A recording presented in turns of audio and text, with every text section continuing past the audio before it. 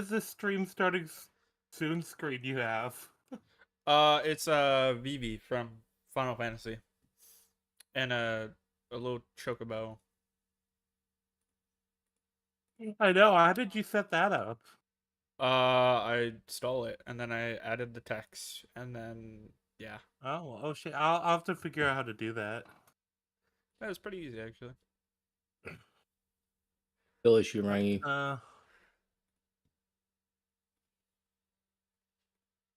Yeah. So how is everybody today? We watched a movie, a Christmas Halloween movie. Yeah. Oh, we're live. Yeah, Yes. bro. You you literally said, okay, go ahead, unmute the stream. Oh, we're live. What do you? What? Look, Huh? Lulu. You know we have to be more tolerant with, them. Bro. Uh-huh. Yeah, the monkeys aren't exactly known for their intelligence. The monkey is smarter when he's drunk. What the fuck? True. Alright, anyways, I'm adding a goal. So 1 super chat. All the colors. Let's see, 3 hours. Share how you'll celebrate. We will call the monkey the N word. There we go. And start goal. Perfect. Yep. Alright. Rip. Hey, not my channel. I can cut it out. First person to donate gets to see our channel fucking shadow banned off the internet. Hey, your channel died. I'll have Iron edited out. No. Yeah, you have to re-upload this. You have to re-upload this. Oh with wait, the no, that's N-word right. In. Oh damn. You know what? Actually, I'm a small enough channel. I might be able to get away with it though. Maybe. I mean, I am too. You're Lulu. You're the only monetized one here. True. Yeah, you got me. Fuck. Me and Rangy have nothing to lose. But yeah, it's the first time we watched something that was not anime. 100. Not really niche as well. Yeah, not Zom 100 either. Yeah.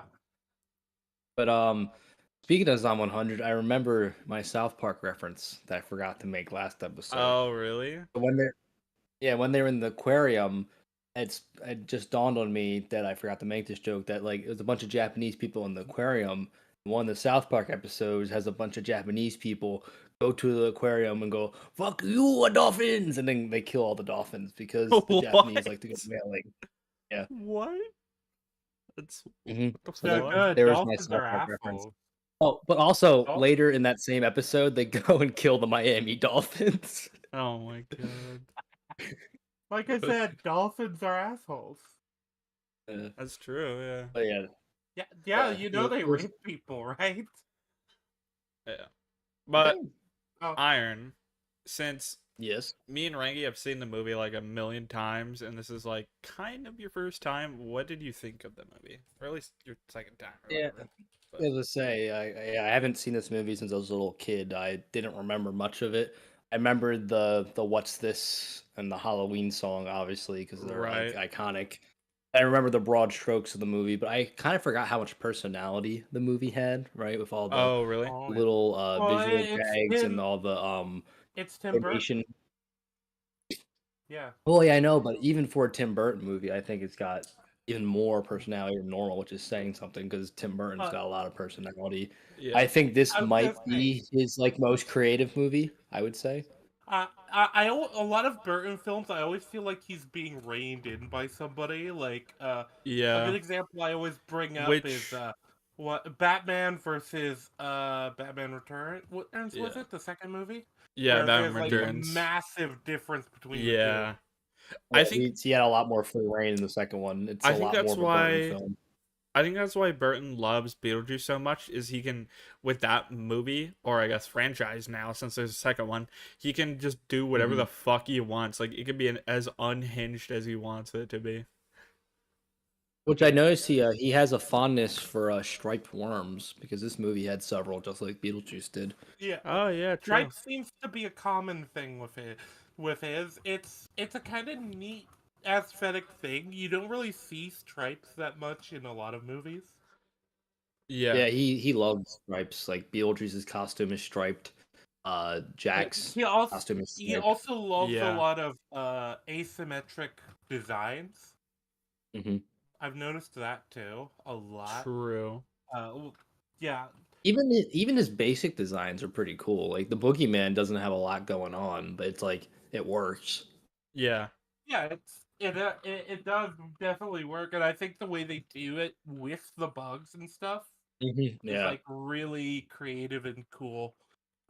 Maybe let's before we start going to the movie, let's pick everyone's favorite song. In the movie. Yeah, what's this? I've always been a fan of Poor Jack. I think Poor Jack is probably my favorite. That's a really underrated one. Not many people like that one. Yeah, well, I think so. Well, as their favorite. I think this is the thing, because the way I see this film, and I don't know if this is the official like narrative around it, but the way I see it, one of the major themes of the film is kind of feeling tired of the position you are in the world. You're in the world, feeling tired of what you do every day. And there's a lot of ways that reflects into characters, and I think Poor Jack is the moment where Jack kind of realizes that he still is who he always was. He still is that guy. He still wants what he wanted before. It's kind of the end of his like midlife crisis. Yeah. And so it's very like narratively important. Yeah, for sure. Well, yeah, every song is narratively important, but I think that song is also thematically important, which is what you were going for there, right? Yeah, and I don't know, the theme of the movie always like vibed with me. This kind of, because it's reflected in like multiple characters, even characters you don't expect in small ways. Yeah, but yeah. What about you guys? Lulu, your turn. Oh, what? Yeah, what's this? I think it's just very very delightful and catchy song. Something in the air. Yeah. No, this is a podcast, guys. I also love the there's a parody on YouTube where it's just him, but he's like, it's like the song, but it's someone voicing over it, and he's just swearing. He's like, the fuck is this? I think I've seen like this. Fucking, he's like calls the snow cum and shit. Like, it's just so stupid, but it's funny. So mine is also what's this, but my second favorite to give a different answer is the Boogeyman song. Yeah, song. Ooh, yeah, for sure. That's a very close second for me. I could switch that out with what's this, like just because I think what's this is catchier. But the Oogie Boogie song, the visuals are the best, I think, in the whole movie, with the neon lighting and the New Orleans like vibe, right? Like it's and the gambling angle. It's just a whole bunch of different cool stylistic choices come together in that song. I think that song, because Oogie Boogie doesn't get as much screen time, because this is only an hour and 15-minute movie. Yeah. Yeah. They make use of the limited screen time he has. Yeah. It is a lot of his characterization is in his song, and that's kind of. It's one of those things where I'd absolutely have liked more time with him, but I'm happy we got the song at least. I mean, I think this movie could have been a tad longer, right? It did leave me 5-10 minutes. wanting a bit more. Maybe a little. Yes, I'm saying I don't think this should have ever been like a 2-hour movie, but like maybe like hour and a half. Like I think you could have fit a couple more fun songs in there, flesh out a couple more side characters, maybe give like the mayor a song, right? Like stuff like that would have been fun. Well, I can't. The mayor is funny because there's a lot of jokes just made about him. He's literally a two-faced politician. Yeah, I love that joke. He's so over dramatic though. Like when it's like, Jack's gone, and he like falls down the stairs, and he's like, oh, like he's just so overdramatic. I think it's like how am I supposed to run the town? I'm just the elected official. Yeah. It was, yeah. I'm an elected official. I can't decide anything myself. Yeah. This might be a hot take, but I thought I'm drawing a blank on her name. The female character was kind of just generic. Sally. I didn't think there was really much interesting about her. That might be a hot take. I just thought she was kind of like generic, nice girl. Like because of this movie, in a movie full of wacky characters, I get she's the foil. No, I know there's more going on, but I'm just saying, I think like in comparison to the rest of the cast, she's kind of bland. I know that's intentional, but I think she's a little too bland. I think this is a little off topic, but after watching Creature Commandos, I think Sally should have been like no spoilers, but they have the bride, which is the Bride of Frankenstein. I think Sally should have been like similar to how they that, which obviously I know that this was made. Like Nightmare was made first, no shit, but well, I mean, the Bride of Frankenstein existed before. Yeah. But I think they should have given her a more like, I don't know, sympathetic backstory, a more reason as to why she loves Jack. She had a sympathetic backstory, but I said her personality was lacking. Like she was kind of like a good girl. Yeah, like, maybe like she's like there's a couple cool quirks of her like putting her father the sleep. I guess you call her father creator, whatever. It's weird. That was like an interesting thing about her. Yeah, their relationship is weird because he's like half her father and half her, I don't know, husband. Well, that is kind of somewhat the implication, and I can actually go into that when we get into the theme a bit, because she is both she and the doctor both tie into the theme discussion as well. Oh really? Oh yeah. So I guess I can get into this now and knock it out. So there's multiple characters I think fall into this theme when it comes to the characters of not being happy with their circumstances in life and with different sort of setups. So with Jack is the obvious one, Jack is basically having a midlife crisis. He is the best at what he does, but he's almost tired. Well, yeah. Well, he's tired of doing the same thing over and over again. He's in a rut. That's what he feels like. He's kind of in a midlife crisis. That's the idea. Sally is somebody who she wants to get out, and she wants to pursue Jack. Really, that is like, I think that's safe to say. But she doesn't quite have the confidence to do so. She's confident enough to get all the way up to the line, but she keeps shirking. She keeps backing out, which is why she keeps drugging the doctor. That is the implication, because she didn't approach Jack during the opening act during the song. Yeah. I did like that running bit where she kept poisoning him and he kept falling for it. That was fun. Well, no, even he does actually take precautions where he's like, no, nothing's more suspicious than frog's breath.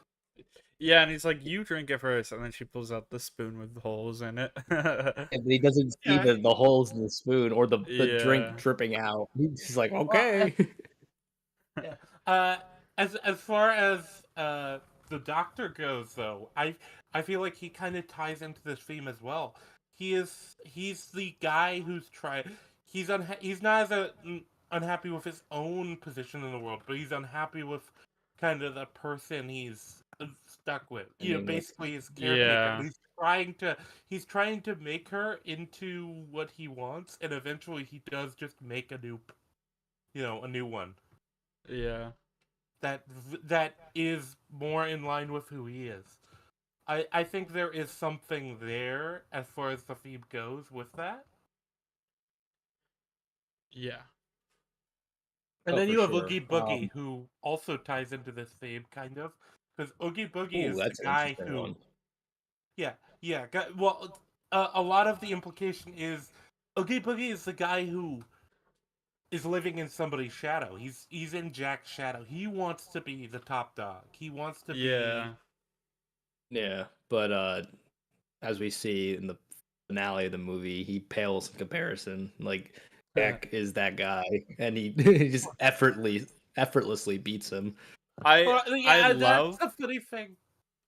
Yeah, because Oogie Boogie has all of this like prep. He has all of these traps. He has all of this dangerous stuff. Jack beats him without anything, just as himself. Yeah. What were you saying? Guy.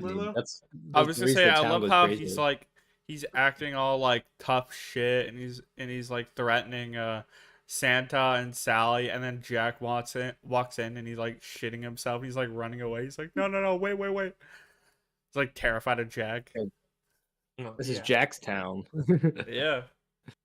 It's implied, right, that Jack's the one who ran him out in the first place, right? Oh, really? And then he came back? No. He's on the outskirts of town by himself, right? And the rest of the so town he was like, he was like exiled. He's an outcast. Yes, exactly. That's it's never directly stated that, but it's enough there to imply Jack didn't like him, so he exiled him. You can imply that this is not the first or even the second time they've clashed. Yeah, but it will be the last because he killed him, right? Can you kill dead characters? I guess you can, right? I don't know. Yeah, he burned all his bugs. I don't think there was ever any sequel to this. So, this is definitely a movie that never should have had a sequel, and I'm glad it didn't. But I didn't need one. I think it had I think there was like a book that was like a canonical sequel to this movie. Interesting. But yeah, I just don't know how the rules work exactly because they're not really the focus of the movie, right? Like, because they're obviously all undead in Halloween Town, but like, and Santa's obviously immortal, but like that's pretty standard. But I just don't know if you kill a dead person, do they like just respawn, right? Like I don't think so, right? They were all like, "Oh, Jack's dead." So. Yeah. When they thought Jack was dead, but then Jack also survived that. So maybe it depends on how intact you are. Yeah, because Sally obviously plays alive different roles because he was created within that. That's another thing too. Like she was obviously created differently in that world than the rest of the characters, but like. I don't know how the rest came to be either. Like, there's a lot of interesting lore questions that we'll never know the answers to. I think this is one of those ones where it's probably better not to answer those questions because it distracts from the point of the movie. Yeah, the movie's very about thematics and character development rather than world building. Even though the world building is a lot of fun, like a very unique and lived-in world between Halloween Town and Christmas Town. Yeah, well, I think we can probably get into the story proper then. Well, I think Lulu wanted to bring something. Yeah. So the sequel book is called "Long Live the Pumpkin Queen." It's about Sally, and apparently where it takes place is Dreamtown, which is not a place in the movie. It's just kind of like they made it up for the. Yeah, because in the movie it's Christmas Town, Halloween Town, Valentine's Day Town, St. Patrick's Day Town, Easter Town, and Thanksgiving Town. Yeah. That's where they got the Easter Bunny. Yeah, because there was 7 doors at the beginning of the movie, or 6. Yeah. Yeah, 6. Yeah, I mean those are really the biggest holidays with like mascots, if you will, right? Like you got So I guess like in the book they go beyond holidays, they go into like other things. Well, I mean the Guardians kind of that too, right? Like they had the Sandman and the Nightmare guy. That's a movie that was really good in my opinion that flopped. Like that's one of those like movies could have had a cool sequel, but the movie underperformed. Wait, what movie? You know what movie I'm talking about? Guardians with like Santa, the Easter Bunny, the Tooth Fairy, the Sandman, Jack Frost, and like the Nightmare dude.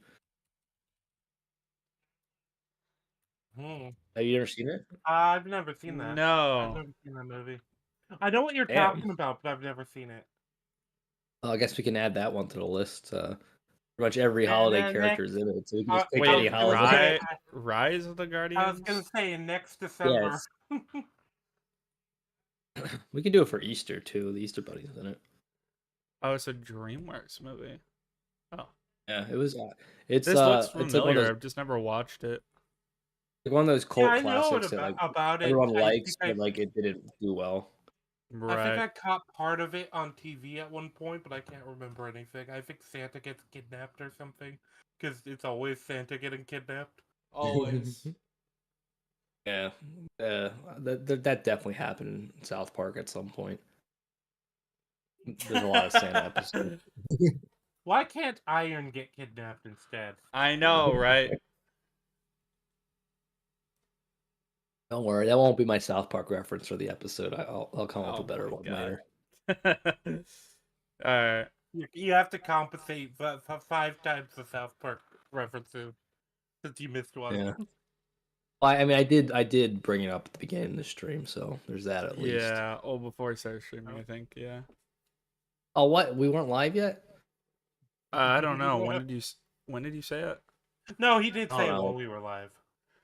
To reiterate, the Japanese. Oh, the Dom 100 reference. Yeah. Gotcha. Okay, so yeah, the movie starts with the Halloween, all the worlds, right? The narrator talking about all the different holidays, and then it goes into Halloween Town, and then the most iconic song in the movie plays. This is Halloween. Yeah, right. Yeah. This is one of those songs that, honestly, I think that the fact that it's played so much, it's so iconic that it almost tracks. Because I think everybody has heard this a million times. Yeah.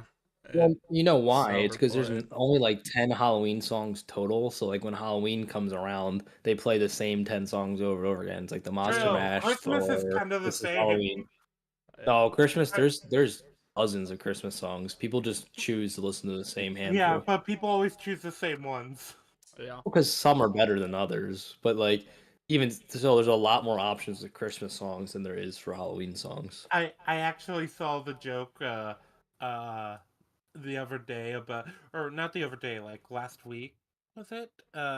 It was sometime like right before it reached December. It's probably been like the 30th or whatever. The joke was about them defrosting Mariah Carey for She does that, right? That's like her promotion marketing stuff. Like she does that every year to get people like excited, air quotes. Wait, do what? Yeah, places play that one fucking song from her. Yeah, All I Want for Christmas Is You. Yeah. I mean, don't get me wrong, it's a good song. It's so overplayed that people hate it. Don't worry, Iron. I don't want you for Christmas. Aw. Damn. Okay. Fuck you, Reggie. I'm gonna put some coal in your stocking. Oh no! Wait. Why are you saying you want to? Why are you saying you want to fuck me? I said, why are you saying you wanted to fuck me? I just told you I didn't want you.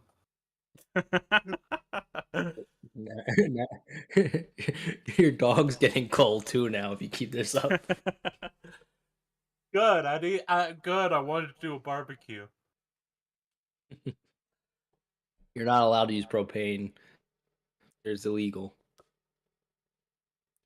Probably is. Anyway, to be honest. Yeah, I caught myself this time though. I didn't dox you. That's good. That's good. We'll beat you less severely. We'll see.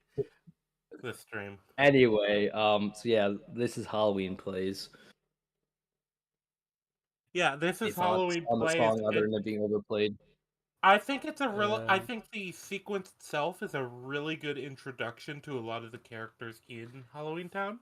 Yeah. Especially Oogie Boogie Man as a silhouette on the moon. I really like that. Yeah. Oh, yeah. I feel like it's one of those, well, we have to include him, but we don't want him in town. Yeah. I think the fact that he doesn't like physically appear. there's something there, you know? Yeah, it's a cool introduction to his character.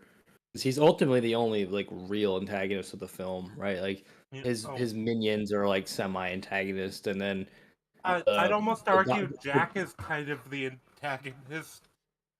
Well, no, I mean that's antagonist doesn't mean bad guy. I mean the protagonist is the person you follow the story. So Jack is absolutely the protagonist. I'm kidding. Yeah, but you get this sequence that's this very well choreographed for like a.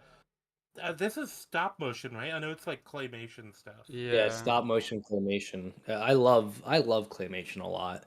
Yeah, like I mentioned earlier, my sister doesn't like it for some reason, but that's her loss. But just there's so much character in claymation because it's all literally handcrafted. So I think it's really cool. Stop motion stuff in general is just really cool to see and really hard to do. There's a lot of work that goes into it, but especially with this movie, one of the things I like with the characters is there's so much detail to each of their designs. Yeah. Speaking of stop motion, you know what show started as stop motion? Is it South Park? No. Yes. South Park started as stop motion. They actually make a joke about it in one of the Christmas specials, which is relevant because it's Christmas time. They have the characters voice themselves and make a production that looks like how like the first episode of South Park looks, or I think maybe the pilot, right? So like in that episode, it shows like the earlier like shitty animation of stop motion paper drawings of the South Park characters, while the actual anime characters are like making the stop motion as a reference to how their origin started out as. It's pretty cool. That's hilarious. Yeah. Why did they decide not to go with like stop motion? Because it takes a lot of effort and it takes a lot of time, probably. Yeah, basically, once they had an actual budget, they're like, "Screw this, we're not doing this anymore." Because like they talked about how much it sucked because it's a lot of effort for very little results, right? Like it takes so long to do it this way. The only reason people ever do it this way is if they have more money than time, or sorry, more time than money, because it is cheaper than animation. Don't get me wrong; it's so much more time consuming that most of the time it's actually worth it just to spend more money. Yeah. Gotcha. But like I said, with this movie, this was a Disney movie, so they had the money. But I think that the claymation worked very well. It gives it. It's one of those things that this movie has a very unique style, and I don't think Burton. I think it's very Burton-esque too. Oh, it's very screams Burton. I think this is the movie you point to like show Burton style. Yeah. It's the most Burton movie you'll ever see, other than maybe Beetlejuice. Yeah. And I would say this one's probably more so because of you can do more with because every visual is handcrafted too, right? Whereas like Beetlejuice was shot on location. So like even though that movie's he had a lot of creativity to play around with, this movie, every single like square inch was handcrafted by him just about, you know what I mean? Yeah, and one thing I really appreciate about this movie is there's no like recycled character models. There's no like generic. Yeah, they're all models, different. And there's a lot of them too.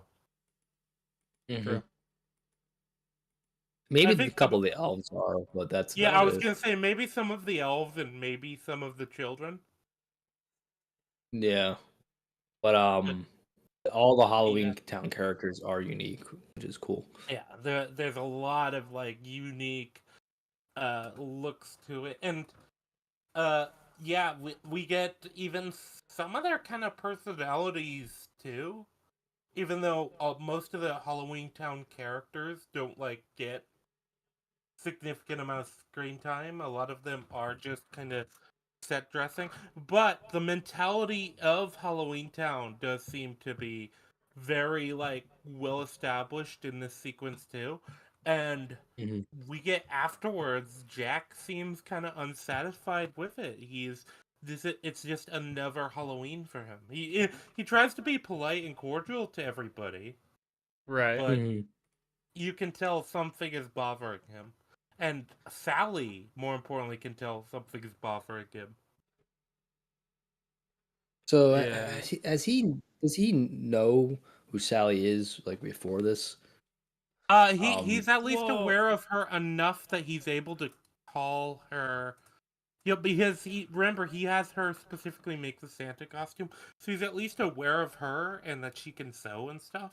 That how much he knows of her,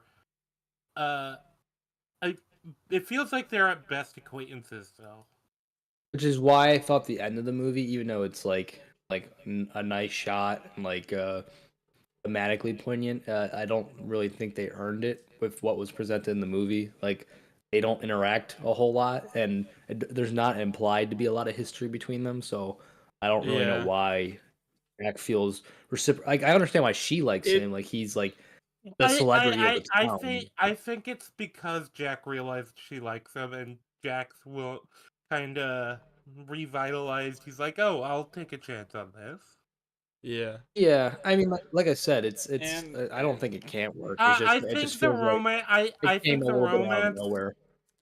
I think also the romance. The fact that the romance is very much tied to the theme and tied to Sally specifically's character journey is another factor. Yeah, no, from Sally's side, it definitely works. Like, don't get me wrong. Like, I'm just saying from Jack's side, it just kind of seems like he's just like, I'll see where this goes, which I guess could be character for him. I mean, like, it's just Jack didn't really think about her the entire movie until the very end, where she thought about him the whole movie. You know what I mean? Yeah. But the thing with that is that Jack, because the first half Jack is like, oh well, basically he's in a rut and he's just kind of bored with everything, and then the second half he's so obsessed with this new thing, the Christmas stuff. Yeah. But when he was reading the scientific method, that had me geeking when he was trying to figure it out scientifically. That was really funny. But so Jack goes off, basically wanders off on his own, in a very like dramatic way that I really appreciate, because I feel like this is something that somebody who's in his position, where it's like, you've been doing this, you have this job that you're really good at, but you've been at the top for so long and you've been doing the same thing year after year, and just you're bored, you're tired of it.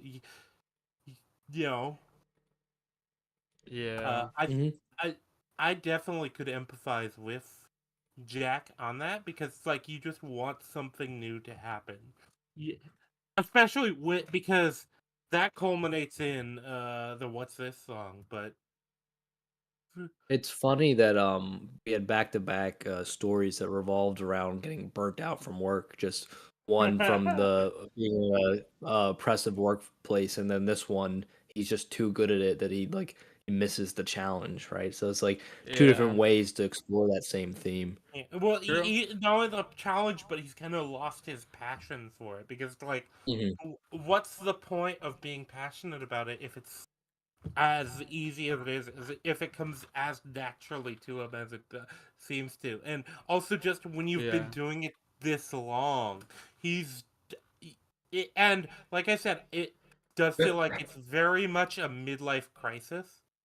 And the song in this section in the graveyard, I also think is really, really good. It's a very Shakespearean soliloquy monologue. Yeah. Yes, exactly. Because that's something that Jack is good at, and the voice actor they chose for Jack is very, very good for it. Yeah, he's like a B-list actor, right? The actor who plays him. I can't remember who it is. I don't pay attention to. Here, let me look it up. I think it's Danny Elfman, but I'm not. Oh no, it's Chris Sarandon. Danny Elfman is something else, and someone is involved. Oh, Danny Elfman's Jack. Danny Elfman's Jack. No, Wikipedia says Jack is voiced by Chris Sarandon. IMDb says Danny Elfman. Oh. Okay, well maybe this Wikipedia summary is I see. Danny Elfman provided Jack's singing voice. Yes, and then Chris Sarandon was the speaking voice. That's weird. It's not. You I don't see it didn't even often, realize that the they main were character different has voices. a different. Yeah, they did that really well. I didn't realize it was two different people either. Yeah, I didn't realize that either. But that's really good on them that we couldn't tell. That Lulu, could you tell? What? The singing, so the actor singing is different from the actor speaking for Jack. I don't know. Like, I don't know if you noticed it was two different people. I feel like in What's This, you can kind of tell, but in the other songs where it's kind of like a monologue singing, it's like you can't really tell. Yeah, no. Either way, very good at both are very good at their job. So. Yeah, but yeah, it's Jack very clearly, he's doing this soliloquy about how, he's done all of this stuff. He's known throughout the land. I think he says, a man in Kentucky knows him as Mr. Unlucky, and he's known throughout England and France. It's just like this it's kind of just specifically saying he's very well renowned and he's very good at what he does. Yeah, he is, like I said, he's the top of the game as far as what he does, and he's bored with it. That's the thing. He's like, there's something missing, and I think part of it is the challenge, but I think a lot of it is the passion. Yeah, for him, like. You can only do the same thing over and over and over again, even if it's something you're passionate about for so long. Like, I hung before it is gonna get a bit tiring. You're gonna want to break. You're gonna want to try new things. And I think that's the big thing with this whole sequence is it's just Jack's like wandering and thinking about this, and it's tearing him apart because he's the only one that around too that seems to think this way. Seems to be thinking about this. Yeah, because like everyone else. Everyone else is. Yeah, Halloween. Like we do this every year. Come on, Jack. The fuck are you talking about? Yeah, and everyone's he's like alone and not wanting to do it. Well, no offense to the town, it seems like most of the people there are retarded. Like they seem to be the brightest people and NPC citizens. I'm gonna step away real quick just to take the dog outside. One thing I was gonna say, Lulu, was, do you think it's a little odd that none of the holiday towns ever discovered that the other holiday towns existed? I thought that was a bit strange. I felt like it was implied that. Oh wait, never mind. I was implied that Santa knew about the other towns, but no, he seemed pretty surprised. What in the insane asylum is this place? Yeah. Oh yeah, you're right. You're right. Yeah. I just thought it was interesting that like somehow none of the holiday towns ever discovered the other holiday towns when they all have portals that lead to each other's towns. Yeah, I feel like that's a little plot convenient, but it's a kids movie. Yeah, it's a valid criticism of the film, but at the same time, it doesn't lessen my opinion of the film. Yeah, just because there are criticisms of the film, like it's just because I think that people. Sorry, you can go. I was gonna say it's kind of like I never noticed that, but who really cares? Honestly, like that kind of thing. I think with stuff like this, right, is more of like I don't believe you, but at the same time, it doesn't really affect the story, so it's not an issue. You know what I mean? It's just kind of like, I don't buy it, but whatever. I'm willing to yeah go past it. Yeah. So like I said, it's it, for me, like stuff that should have been established in the past isn't as much of an issue for me as it is because some people do take issue with that kind of stuff, but like Right. that would have impeded the story they were trying to tell. It's really, I mean, with all the other crazy stuff going on, I'm okay to look past it. Like it's not going to lessen my opinion of the film. Yeah. I just thought it was. But how far did he walk to those trees? Right, it was like what a night's walk. Yeah, pretty far. Yeah, so Like that way helps out there. explain it a little bit. But Yeah. the fact that they're all immortal, I guess they literally live such NPC lives that they never do anything different enough to discover Yeah. what's effectively like a day's walk down the road. Yeah. But like I said, so then he walks into the trees on accident while he just kind of deep in his thoughts, right? I mean, we all kind of do that from time to time, right? Just like driving or walking, and just like you get lost in your thoughts, like where the hell am I, kind of thing. That's what he does. Yep. Yeah. And then he gets sucked into Christmas Town, which prompts the best song of the movie. Yep. So what I mean, there's a lot of reasons why, but why is it your favorite song? I don't know. I think it's just the most. Well, like I mean, basically what I said earlier. It's the catchiest, and I don't know. It's just very like whimsical and also nostalgic. Like it's like the most nostalgic song out of all of them. I feel like. And I don't know. Yeah. I agree with all that. It's just I think there's I'm back just in time. The juxtaposition of like it's because there's a lot of cool juxtaposition in this movie, but it's like the first example of it, and it's like I think the best, second best example of the clashing between Halloween and Christmas, right? Like here's this the figurehead of the Halloween town in this like new world for the first time, and he's like overwhelmed by the new experience, and he's just taking it all in, and just like what's this, and he's just getting all excited by every little thing. It's a lot of fun. Yeah. Okay, so I've got a couple of comments on both the holiday doors, because you guys were talking about that while I was downstairs. And also just the song in general thematically, I think is very important. Oh yeah. So the holiday, Santa seemed aware that other holidays existed and the other holiday worlds existed. But he's never. I guess he just didn't know what they were actually like. So I think Santa actually ties him to the theme too. Santa is kind of the reverse of Jack. Santa's the guy who's been doing what he does forever, but he's happy with it. Yeah. He's entirely. Well, he got the better end of the stick, in my opinion. Well, this is the thing though, because Jack's whole thing is in his nature, you know. Even when he's doing the Christmas stuff, he has a very big aura of creepiness to him. Right. So yeah. I do think it's when he's trying to come off as friendly, but he's just naturally scary. Yeah. Yeah.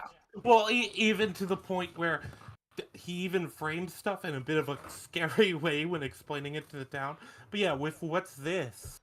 Yeah, it's him being like overloaded with new experiences, and also this is what he was looking for. This is something entirely different, and I've seen people go through like when they get into a hobby as like a phase, and that's exactly what Jack is doing. You know? Yeah.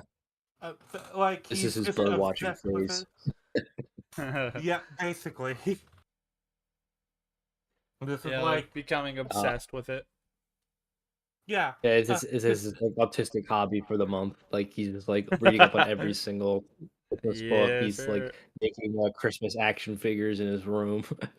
Yeah, because this is just so different from what he does. There's similarities, obviously. It's a holiday. It's another holiday. It's got its own theming. Which but another thing I feel like he would get that. Yeah. Oh, Go ahead. I was gonna say which because we were talking about going down rabbit holes. I was gonna say which Warhammer faction do you think Jack would pick? You got that as a hobby. So it depends. Are we are you talking Warhammer 40K or are you talking Warhammer? Yes, Warhammer 40K. I don't know the difference. I just know Okay, you're so into it a bit. Warhammer original Warhammer was a fantasy universe. They kind of killed off the universe to bring in a different universe that isn't nearly as popular. But 40K, I assume you mean 40K. Yeah, Oh, I guess. We figured out what Rengi's monthly autistic obsession is. Oh, no, this 40K. is more. This is years. Oh, okay. Anyways, go ahead. Sorry. This was my autistic obsession years ago. The only thing I don't do is actually play with the miniatures. Oh, gotcha. I think. So I think probably either Night Lord or generally Demons of Chaos. I don't think he would choose a I think he. The thing with Chaos is that I feel like every flavor of Chaos kind of fits Jack in a different way. So he would just be Chaos. Yeah. Probably. Okay. Outside of that, Night Lords. Night Lords. If you wanted to you remember what your original point was? Oh, yeah, shit. Basically, yeah, he's overloaded with new experiences, new, and it's just an entirely different vibe for him. And one of the other things I find interesting is when we cut back to Halloween Town, they're basically self-destructing.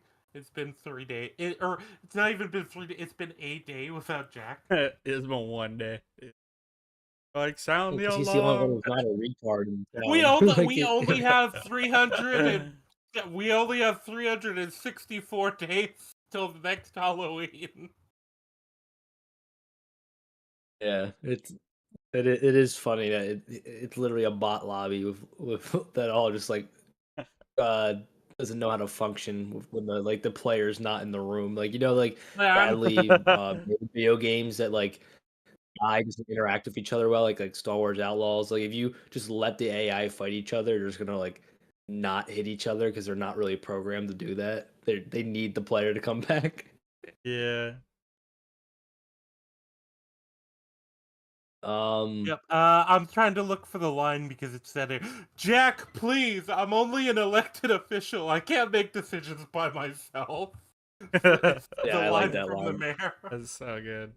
Yeah, we had a joke about that earlier, but yeah, that's a great line.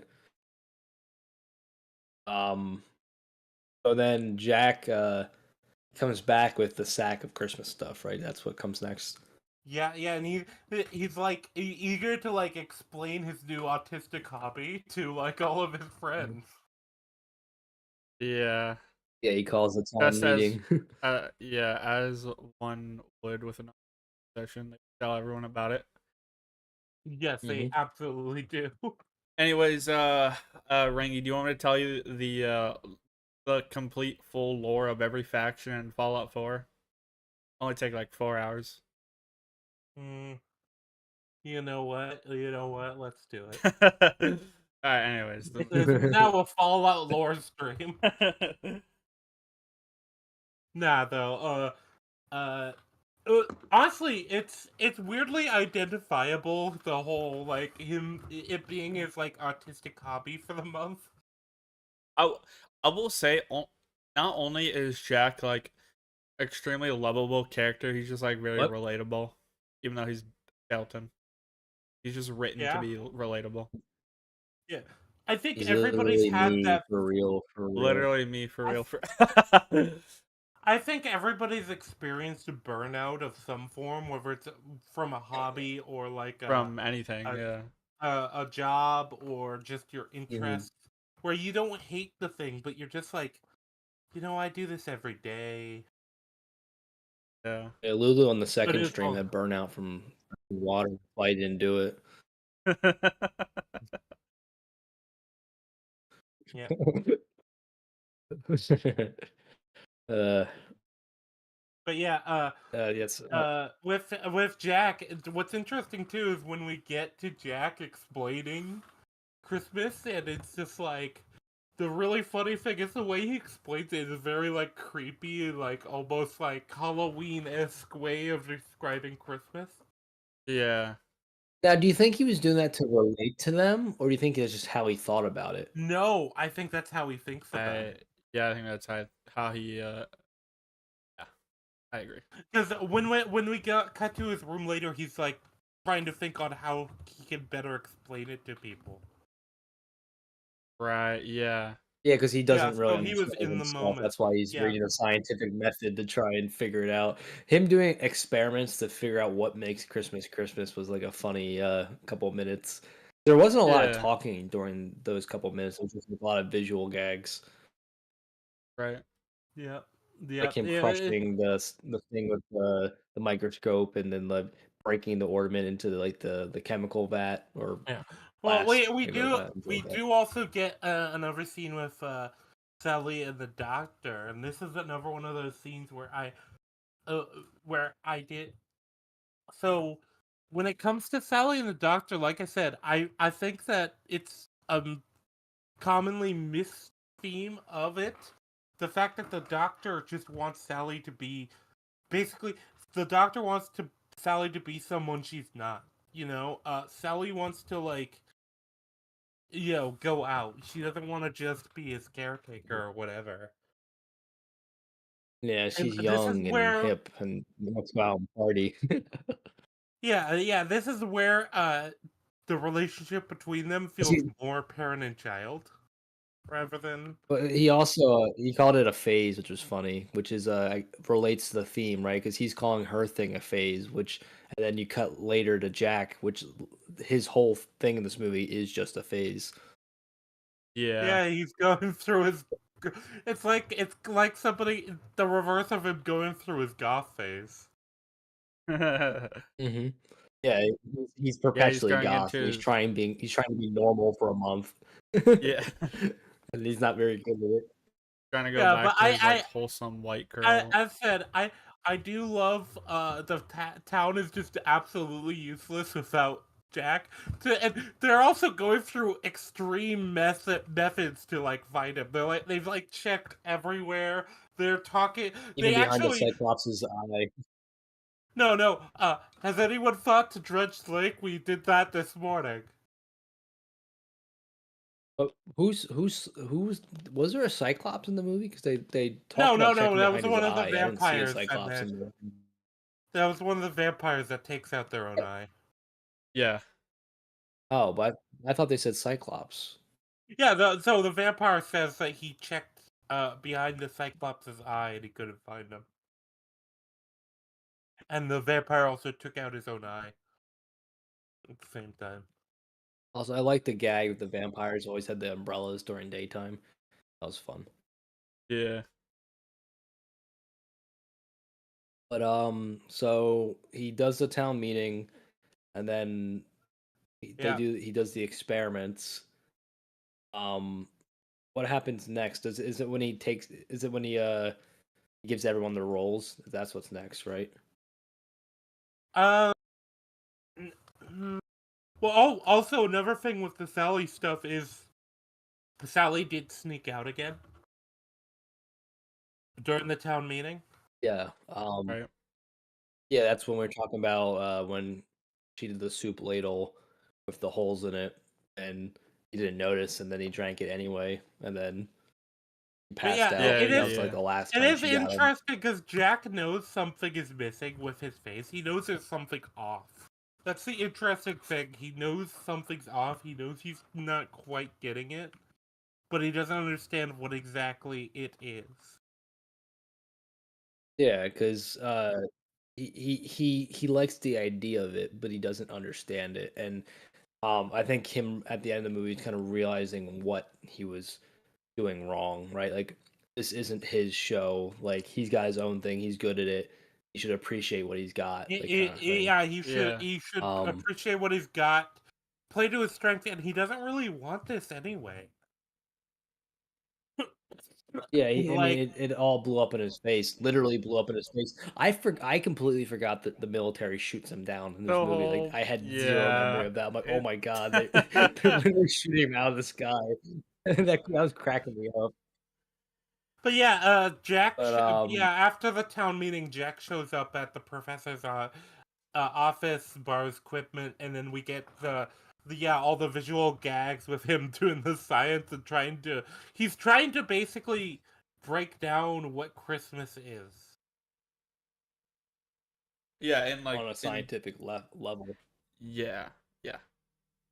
He's literally trying to do an equation to solve Christmas. It's like, well, the other interesting thing about this is all of these little experiments end up being very like creepy in like a Halloweeny way when he does them.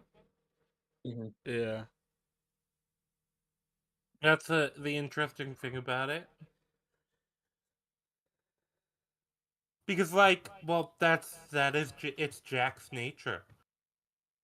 It's Jack's strength to be the creepy Halloween guy. And that's also just who Jack is. Like I said, that is what Jack actually wants. It feels like Jack's thing is he was just looking for something to challenge it. He wanted to fully engage with things. That's what he actually wanted. He wanted to stop he was sick of just doing the bare minimum to succeed. And he kind of reignites his passion is the whole thing. But yeah, Sally sneaks out of the laboratory again. And this is where I do think it's another thing of Sally is not necessarily just satisfied with just basically just serving the professor. It's very clear, and the professor is very annoyed because Sally keeps sneaking out. She keeps doing all of this stuff, and from the professor's perspective, he just wants somebody who is what he's trying to mold Sally into what he wants. Yeah. And it's not working. We are at, if you want the actual movie timestamp, I can give it to you. It's about the 30-minute mark. But we're at him. He fully when he's fully writing out an equation to try and quantify Christmas. Yeah, and then he has like a eureka moment after all the experiments when he sees the picture of himself, and then he like envisions him in the Santa Claus outfit. Yeah, well, the interesting thing about his eureka moment was like, maybe I'm overcomplicating things. Maybe I'm just not quite understanding, but it's more simple than I'm treating it. It's not that deep, which he actually is right about that. Like which is funny. Like he stumbles on the right answer in the wrong way, which I thought was fun. Yeah. This is why like there is not that much to Christmas. It's just a holiday about like spending time with friends and family, and like it's like a lot of little things that mean a lot, but they're not complicated, right? He doesn't get what makes the holiday special, but what makes the holiday special is pretty simple. It's more like he comes up with the right way to find the wrong conclusion, because his conclusion is that it's a Santa Claus dressed up that way. It's just basically his conclusion is the aesthetics of the thing. Isn't that what I said? No, actually, it's kind of the opposite. Because what you said was that he came to the right conclusion in the wrong way. My conclusion is no. I'm talking about that. Yeah. No, I was talking about the Christmas actually is a simple holiday, right? Well, yeah. So it is. That's the correct reading, but the reading he comes up with is that's the aesthetics of the thing rather than what the thing actually is, the feelings of the thing. You know.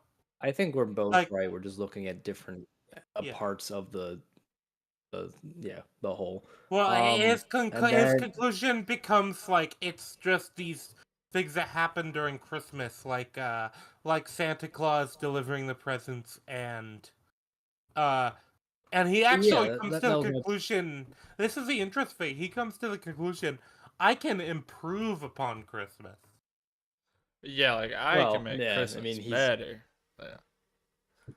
Because he's that guy, right? Like everything he does is better than everyone else around him. So why would he not have an ego, right? Yeah, kind of. Yeah.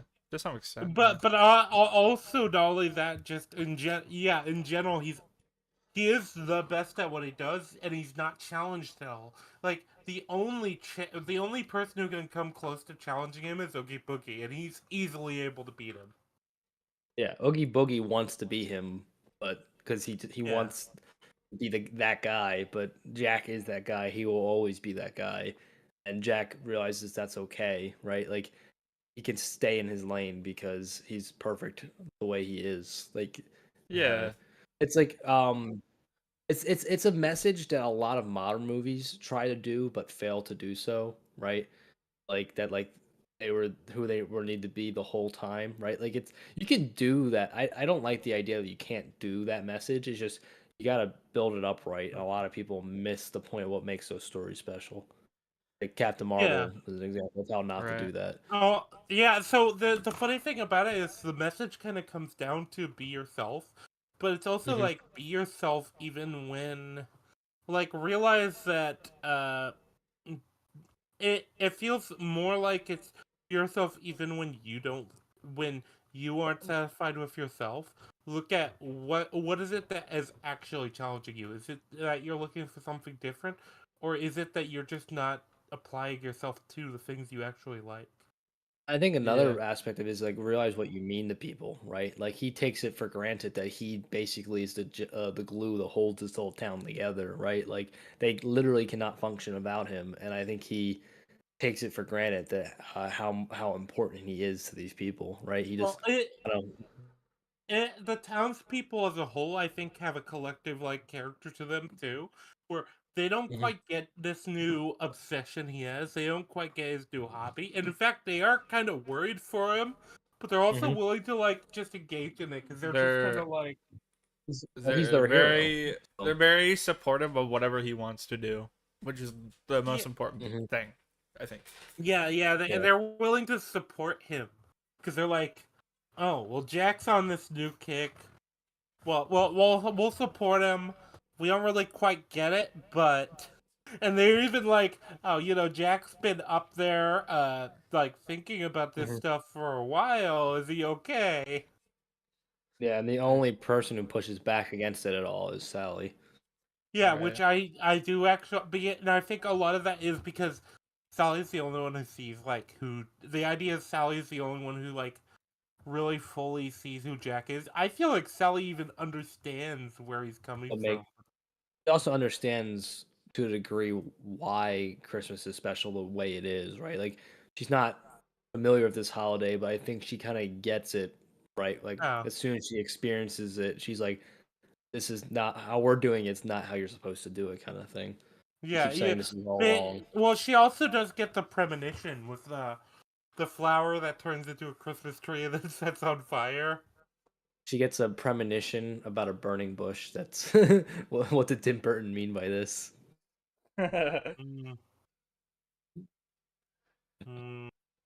Good old Catholic joke for you there. Anyway, I guess it would actually be more of a Jewish joke because that's the Old Testament. But you see, I don't get it. What? I said, you see, I don't get it. So. Oh, you don't? Did you not get it? I'm not religious, so. Well, I mean, have you ever seen Prince of Egypt? No, actually, I was planning to review it January, but the guy I was gonna review it with is busy, so I'm gonna reschedule that. But I've never seen Prince of Egypt. Okay. Well, you would have been familiar with this reference as well if you saw that. But I'm just surprised because burning bush is like a pretty common cultural understanding, right? Like even for people who are not it's a very ominous omen. I think no matter where you go, it's an ominous omen. Yeah. I guess you could take that read into it. Anyway, we're getting off track. Where were we? Oh yes, Sally is I guess the premonition. Yeah, and I think this is really when she realizes, like, oh, are we sure? This is the point where she goes from just being supportive of Jack to being like, are we sure this is a good idea? Yeah.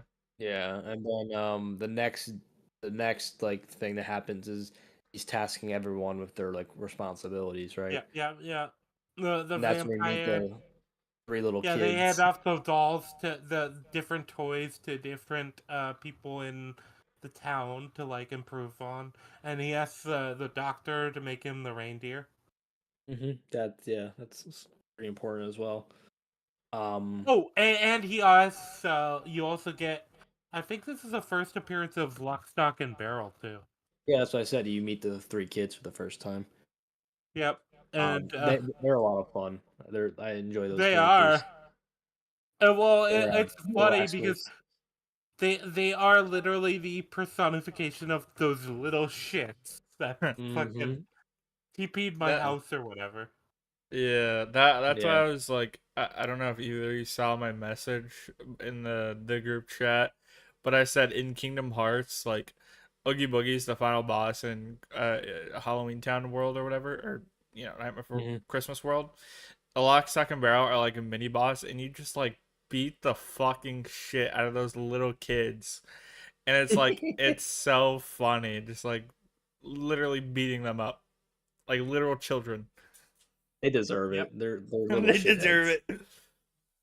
Yeah, they do actually deserve it, and actually, one of the upcoming songs shows just how much they deserve it. But also, that's my third favorite song of the movie, the Kidnapped Santa Claus. Yeah. But, the other interesting thing is that these little shits are fucking turncoats too. They will just sell out anyone to anyone. Yeah. Oh yeah, they betrayed Jack and Oogie Boogie like in the same movie. It's like they just ping pong the whoever's on top. But yeah, also just in general though, what I found particularly interesting is that shit, wait, hold on, I lost my thought. Gotta go catch it. Yeah, I had a specific like thought that I was holding on to for a while about Lock, Stock, and Barrel. Yeah, I did. Yeah, you left it running. Yep. Anyway, I'm not gonna make that shitty joke a second time. Oh, this is something that's interesting. Yeah, they're turncoat. They're very clearly like turncoats, but they also seem to just be excited for whoever like lets them do some mischief. Yeah, which is why they normally align with Oogie Boogie, because he's like the most out there character, right? The most chaotic. So they like. Well, this is also the first time we get Oogie Boogie mentioned, because Jack's immediate thing when he's talking to them, because he says they're the best trick or treaters, and he also says, yeah, you need to promise that you're not going to tell this to anyone, especially Oogie Boogie. Well, the mayor name drops him before Jack does. He goes, yeah, "Oh my god, Boogie's boys." Yeah. Which, by the way, does that mean all of them are boys? No, the one's a girl. He just like he use guys like when there's like guys and girls. Like two of the three were boys, so he called them boys. Yeah. That I guess it's one of those things though where these are like characters, but they're also just like the most malicious little shits you have. Like I remember my point. Their song is just like pure malice. Really, you hear like what they're talking about doing, and it's like, oh, throw him in the ocean to see if he floats in. Bury him for 90 years and see if he speaks after.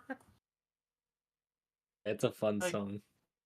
It is a fun song, but these are also this is the personification of malicious little shits. How the whole song is them trying to figure out how they can torture Santa to death, basically. And I like how they say Santa Claus, Santa Claus. The funny thing too is that when they come back, they went to the wrong holiday, so they just fucking trauma. You imagine the trauma they do on the Easter Bunny. And another thing, one of their lines mentioned is that, like, basically if they don't do this, Jack is gonna beat them black and green. Like I never picked up on that line until this viewing, so. Jack's hands are ready for everyone. Yes. He does not discriminate.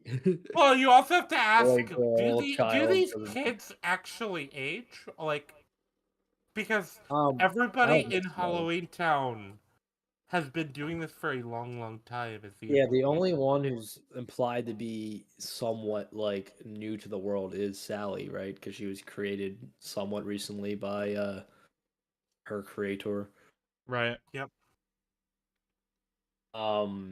Yeah, because like when you were gone, me and Lulu were talking about this, but she's like the only one who's implied to be created in a different way. Like, I guess everyone else just kind of spawned in by like some kind of magic or something, where she was actually built by like a mad scientist within this magic world.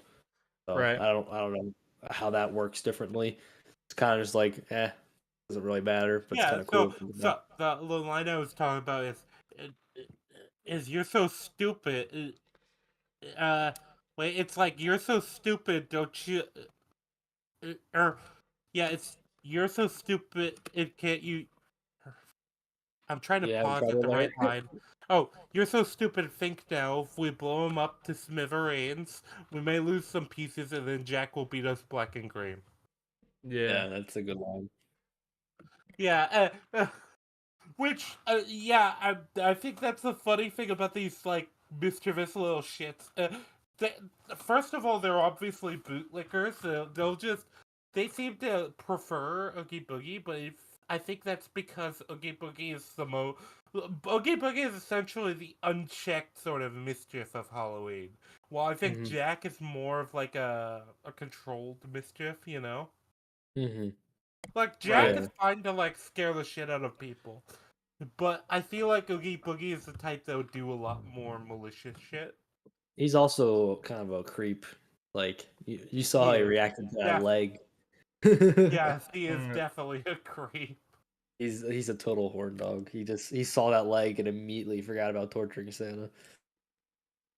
Yeah, though, the kids go on their way to go kidnap Santa Claus. Then they get the Easter Bunny instead. Oh no, we already did that. Yeah, they get the Easter Bunny instead, who seems particularly traumatized, by the way. And then the one of the retard NPCs is like, Bunny! Bunny. Scooby-Doo, what's your assessment? Bunny. But yeah, the Easter Bunny is fucking scared shitless. I want to know what these little shits did to him. Also, I love how the Easter Bunny in this movie is literally just a rabbit. Like, it's not like talking or anything. It's just a rabbit with chocolate. Also, he says to them, take him home and apologize. Like, Jack's like, no, we don't want to step on anyone of our holiday's toes. Yeah, we're only fucking with Christmas here. Easter's its own thing. I don't have any interest in eggs. Easter will be I a don't victim even know next what that year. is. Yeah, I don't even know what Easter is.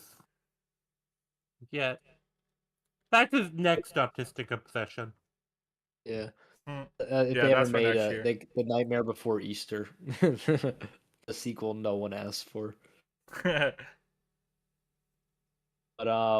and then after he sends the kids on their way again, what happens next? I forget. Rangy? Sorry, I got pinged somewhere and I was looking at it. But yeah, what was that? So what happens next? I forget like what's the next scene after this? I believe it's just them doing the fixing up different toys. Oh, it's so it's the professor is doing stuff to plan his new person, and then you cut to the Halloween town trying to be Christmas.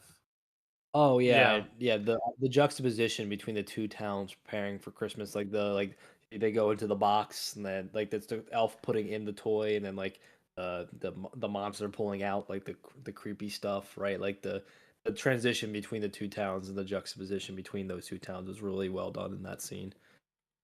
Yeah, yeah, because you've seen like how the Christmas people are preparing it in the scene before when Jack went to Christmas Town, and now you're seeing like but now the it's like ping yeah, ponging back and forth. the like complete misunderstanding Halloween Town has for this. Yes, it's pretty comedic. They're essentially still doing Halloween shit. It's just they're doing it while trying to be Christmassy. Yeah, they're just putting a Christmas spin onto their normal Halloween shenanigans. And it seems Jack kind of understands they're doing it wrong because he like talks to a couple of them and gives them suggestions on how to do better. He's like, but that is suggestions aren't any better. Yeah, well, I mean, suggestions aren't any better. It's like instead of a rat, how about you use a bat? Well, yeah, but the one that actually was better was that, like, instead of giving the kid a dead turtle, give him a live one. I'm like, yep, that would no, that's not what he says.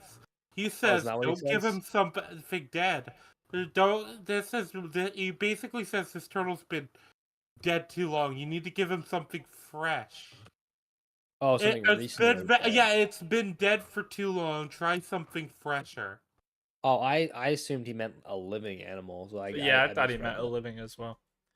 Oh, this is the funny thing. You can interpret it either way, but I interpret it as just a fresher dead animal. Well, that's the funnier interpretation, and actually probably the one that's more in line with the other suggestion. So that's actually probably how you're supposed to read that. Yeah, because the thing about it is, Jack is kind of peak Dunning-Kruger when it comes to this Halloween stuff. What? You know what the Dunning-Kruger effect is? There's a point where you know about a thing, just enough to know the very basics, and you think you know everything. Yeah, I think I've heard about it before. So I guess I've Dunning-Kruger effect, the Dunning-Kruger effect. Did I do that right? Yeah. Let me. I'll probably get a better definition of it. The tendency of people with low ability in specific area to give overly positive assessments of this ability. Okay, so no, you just completely gave me a different definition. Well, yeah, I was going off memory, but yeah, basically, so the idea is you don't know the correct way, and so you have a complete misunderstanding of the correct way because your knowledge is limited, and so you think something that's actually a terrible representation is perfect and absolutely correct because you don't know what you don't know. You don't know that you don't. Yeah, you don't know that you don't know enough about the thing. Well, then, where are we going? To Socrates now? Like the wise man knows that he knows nothing. That's the only thing he knows. That's that you could kind of tie that in, but the idea is you think you know so little about the thing that you think you know everything. So we're doing the bell curve right now. The yes, the bell curve is a better explanation. Yeah, that's essentially because both Socrates and Jack would probably have the same assessment because Jack thinks he knows it, but he doesn't, and Socrates knows that he doesn't know it, and then there's the people in the middle who think, wait, now I might be. Oh no! Jack is the person in the middle. Everybody else knows. Yes, everyone else. You're right. Everyone else in Halloween Town is the person on the left. Jack is in the middle, and then Socrates would be on the right. And this. Yeah, Santa Claus is on the right. Yes, Santa Claus instead of Socrates. Although, I'm mixing too many. We're mixing three different like. Yes, I'd imagine this analogy is already confusing enough. Yeah, I'm lost. Lou's like, shit, man. I didn't think this was gonna be a psychology philosophy lesson right now. Yeah. Anyway, back to the movie. Yeah, they prepare all the all the stuff. They're both getting ready for Christmas in their own way, and then what happens next? You also get the previous scene you got basically Oogie Boogie silhouetted being curious about the Santa Claus thing, but then after that, you got the thing of Jack not knowing anywhere near enough, and Jack also asks Sally to make his outfit for Christmas, and he's also trying to teach the band how to play the Christmas song, and it's very clearly not right. Which is funny because when they do the Christmas mission, I guess you could call it, right? They try to pull it off. The band is the only part who did the role good enough, right? Like it sounds like Christmas music. You could still tell there's still the Halloween undertones to it, but they're using basically the wrong types of instruments and the wrong frequency where there's a creepy undertone to it. Yeah, but I think it passes the smell test though. If you were to play this at a Christmas party, I think people wouldn't look that into it. Right. But but you get after that you get the Halloween people not really understanding Christmas and trying to do the thing. And Jack kind of is trying to give them advice, and his advice is absolutely shit. Yeah. Because Jack is also praising stuff that's obviously wrong. And you get the kids actually abducting Santa Claus, and one of the things I kind of like about this scene is in with Santa Claus, because you get the juxtaposition too here. But when you get the actual abduction of Santa Claus, Santa Claus is like, oh, very few children have been naughty, and then immediately goes to open the door for the trick-or-treater, for Lock, Stock, and Barrel, who then abduct him, and they're obviously naughty children. Yeah. There's a clear joke set up there. Mm-hmm. And then they take him right immediately to Jack, right? Yeah, but after they abduct him, we get a scene of Sally once again trying to talk Jack out of this whole shit. And basically being like, she's basically being like, this isn't you, this isn't right. We're not, whatever this is, we're not doing it correctly. Yeah, and he just kind of poo-poos all her concerns.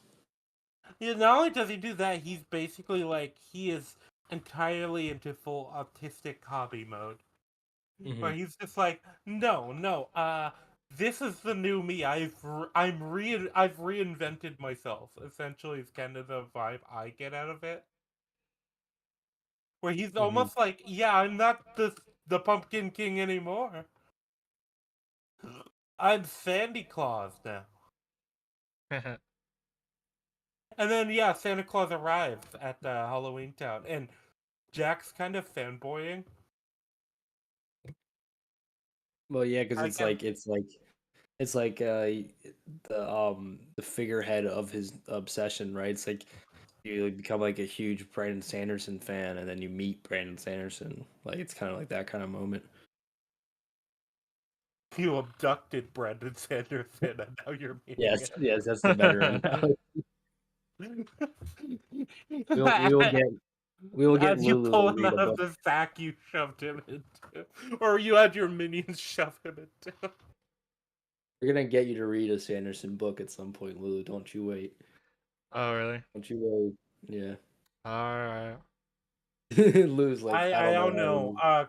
Does Lulu know how to read? I don't think he does. No, I don't. Alright, you're gonna have to teach me that too. There was a South Park episode where they had to teach a guy how to read. This is South Park episode for everything. Yeah, because the single cop in the town didn't know how to read.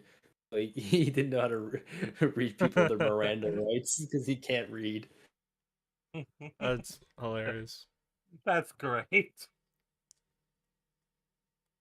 But Yeah, so he fangirls over Santa for a bit, and then he was in the Sally scene, he was trying to figure out what was missing from the costume, and then he takes Santa's hat to complete it. Yep. Oh man, I'm like drawing a blank how the scene plays out, even though I just watched it. What does like Santa's reaction?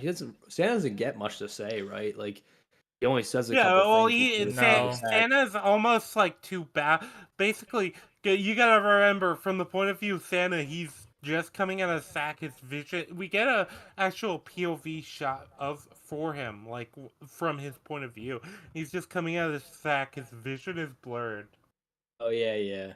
And he's like... kind of, he's almost like, what the fuck's going on? And then by the time he even knows what's going on, he's already being like, in the sack. Yeah. Yeah, put it back in the sack. And then they shove him down the chute. Yeah, and then they take him to Oogie Boogie. Yeah, and he's like, he's too fat to fit. And they're like, he can fit in a chimney, he can fit through the tube, and then they push him down into it. The other funny thing is the children just have no loyalty whatsoever.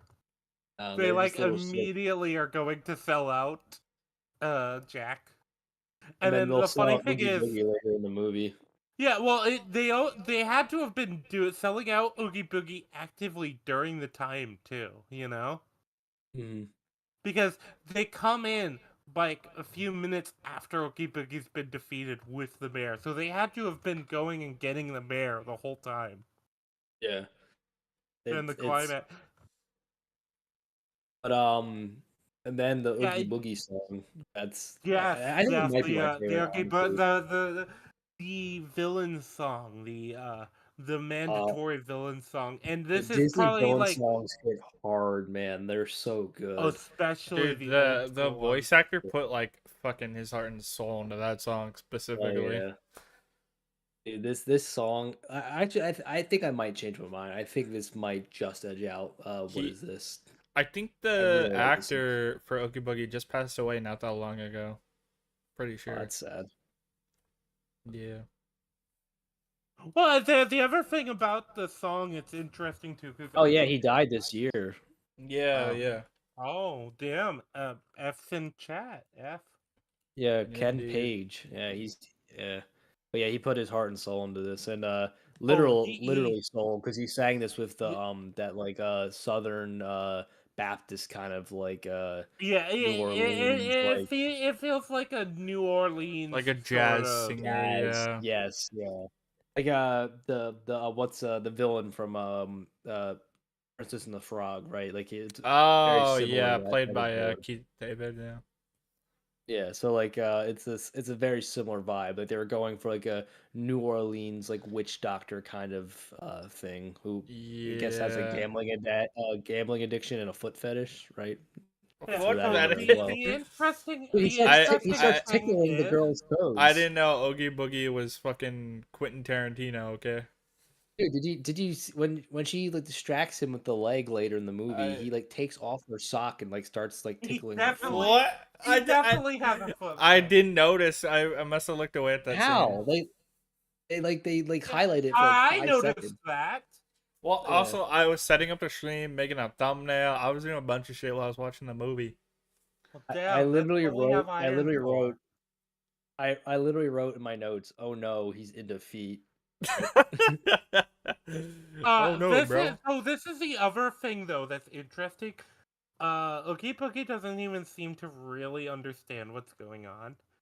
But remember, his reaction to seeing Santa Claus is like, the lyric You're joking me. You gotta be. This can't be the right guy. He's like this fat old guy.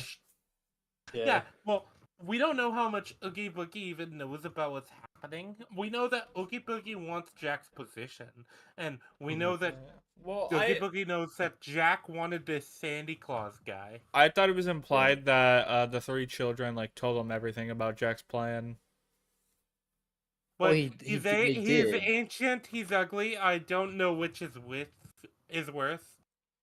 Yeah, but like the kids didn't know what Santa Claus was, right? Like they just knew that Jack wanted him, and Oogie Boogie wants him because Jack wanted him, and he wants to be Jack, so he takes a vested interest in Santa Claus because of Jack has an interest in him. But then when he actually sees him, he's like, "You're joking. This is who Jack's obsessed with. Like my arch nemesis is obsessed with this guy. Like what's so special about you?" Well, especially if you know what the Halloween Town values are, it's all about like being scary.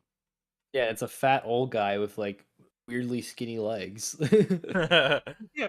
Hey, Oogie Boogie's like, wait, what the fuck is Jack up to? What? Yeah. Oh, You're well, joking. I guess I'll You're kill joking. this guy. Uh. Yeah, well, yeah. Jack is, or Oogie Boogie is very much the wannabe. He's hit down to like his entire presentation. His entire presentation is trying to be larger than life. He's got all this like massive like kind of area facility thing for his home that has like all these traps and stuff that are like death traps. And yeah, not only that, you gotta remember, basically Oogie Boogie is essentially just a hive mind of insects, but he like dresses himself up as this like big guy, like in he's the boogeyman. Yeah, he is the boogeyman, but you know what I mean. Like, yeah, I think there is definitely a green-eyed monster aspect to his design. Well, he literally is a green monster. Yeah, like, you know what I mean, though. I do think there was a degree they wanted to. Yeah, I know what you mean. Yeah, there's a lot of jealousy that he has towards Jack. And I think a lot of his base is overcompensating for like Jack is so effortlessly able to do what he does that like he has to put on this like entire like song and dance routine to like show how awesome he is, where in reality he's not all that, right? Jack effortlessly beats him later in the movie. Like, Oogie Boogie is basically the tough talk. Yeah, he's the tough talker. Yeah, everyone's met a guy like this who like he's all bark no bite. Like as soon as Jack, he's the guy. He's the guy that comes up and he's like, "Oh, you think you're tough? I'll whoop your ass. I'll take your ass down to a second. John, hold me back. Hold me back. I'm gonna beat this guy." Yeah, then the guy turns around and he starts like trying to run the other way. Yeah, the guy just like glares at him. He literally runs away from Jack. Like, we made the goal. Wait, guys, we got a donation from Devin. He said, "I want to hear the N word." No. Don't worry. There we go. We're gonna call him the N word at the end of the stream, Devin. Don't you worry, buddy. Anyways, continue. Sorry. Yes. Good job. What was I gonna say? I just. Oh yeah, so yeah, the Oogie Boogie song is just. I mean, as much as we're shitting on him, he's got the showman part nailed. Like, it's a great song. Like the lighting is perfect. The song and dance routine is just like I said. It's my favorite song. I think it is. Yeah, it's great. Fun. Oh yeah, no. Yeah. I think the presentation of this song is probably the best. Well, it's hard to say that because the presentation of the songs are all really good. Oh yeah, they're all really good. But if I had to pick a best one, it would probably be this one because of just how different it is than the rest of the movie, right? Like Halloween Town and Christmas Town both have like their own looks to them, but this layer has its own look within Halloween Town, right? Like the neon lights and I said it's very much representative of who Oogie Boogie is. He is the type that he's trying to put on a show. He's trying to be larger than he actually is. He's going over the top, and this has the most over the top visuals of any of the songs. Like, it has all the neon, it has all the like different colorful traps. Right, it's the best visually looking song. Yeah. Yeah, and well, because it is literally just Oogie Boogie's trying to sell it to you. Yeah. He's trying to sell it to you. It's the Megamind thing, right? Like you lack presentation, and then he like goes off. You know what, Iron? We need to add Megamind to the roster. I think.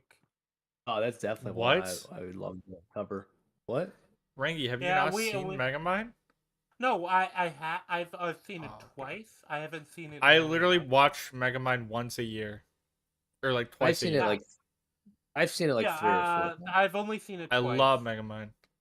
It's one of the best animated movies. So I didn't appreciate it the first time because I was a kid. I was kind of a teenager, so I was kind of trying to. That's the worst age to watch that at. Yeah, I was in that cringe, but it's funny. You think you're like too good for it, kind of thing. Yeah, that was my cringe mentality. I was a embarrassed closeted weeb when I was a teenager. Closeted weeb. Yes. So basically, my view was. Remember when he was going through that stage? It was actually like people got made fun of for being like in the anime. Like, I guess. Yeah. Like anime is cool now. Yeah. Yeah, well, or at least it's socially acceptable enough that somebody can be like in high school and openly a weeb, and it's fine. It's like honestly, it's like borderline like the cool thing to be into now. Like with Gen Alpha and stuff. Like it's like being a weeb is like popular. Yeah, and this is the thing too. Is I got this mentality like oh, I like these animated movies, but I was embarrassed that I liked them, and that and same with like anime. So it would be like I would like. When I was interacting with anyone, whether it was like family and friends or like people in the world, I'd just pretend I didn't care as much. I was like, oh, it's okay, I guess. Yeah. And basically, I'd watch anime in secret. Homelander couldn't have gotten that I was an anime fan out of it. It's me. like that. It's like that meme where it's like, son, what are you doing in there? Drugs. I'm masturbating. Yeah. Then eventually, when I got into college, I just realized that whole mentality was really cringe, and that's like, no, I like this stuff. I want to own this physically. But I don't care what people think about it. Yeah. And that's kind of when I watched Megamind the second time was when I was in that mentality where it was like, oh, okay, no, this is a very good movie. It was probably about a year ago, so I'm probably about due for putting it on the schedule so that we can watch it eventually. Yeah, we'll do that. But back to the movie. And after the Oogie Boogie song is Jack getting ready to get on the sleigh, right? That's what's next. Yeah. And then he has a Rudolph moment where his dog Zero is like, I can light up this, or it's like, oh, wait, well, Zero, Sally specifically. Wait, I was about to step away, but Sally specifically put something in the well that causes the fog. Sally is actively. Oh yes. Now. Yeah, I actually was ordering food during that scene, so I didn't catch that, but now that makes sense. Yeah, so yeah, she tries to sabotage the plan because she doesn't agree with all this. And then she knows it'll end badly. Yeah, then they have their Rudolph moment, which is I guess kind of a payoff because he reads the Rudolph story earlier in the movie, so it's set up payoff. And then his dog Zero has the red glowing nose, so that's his Rudolph. And then he has just like random skeleton reindeer, and like they're not named, I don't think. Anyway, he takes off. He delivers the presents, and then that little kid he interacts with takes it a lot better than I thought he would. Like I was expecting him to scream. He just kind of like nods his head a little bit. Because Santa Claus is clearly fucking undead. Yeah, he's like Santa, and he like turns around and it's like a skeleton, and like the kid's just like kind of like too stunned to speak. And then when he shows the parents what's in the box, have you seen Seven? No, but that's the next movie on my list because I was doing the the Fincher trilogy, Fight Club, Zodiac 7, which is funny because I've been watching them backwards. Like I watched Zodiac and then I watched Fight Club and then I'm gonna watch 7, which I should have done, and I should have done the opposite of that. All right, well, you ruined my joke. I'm not gonna spoil anything. So anyway, my bad. Yeah, the parents' reaction to the shrunken head was really funny. That had me chuckling.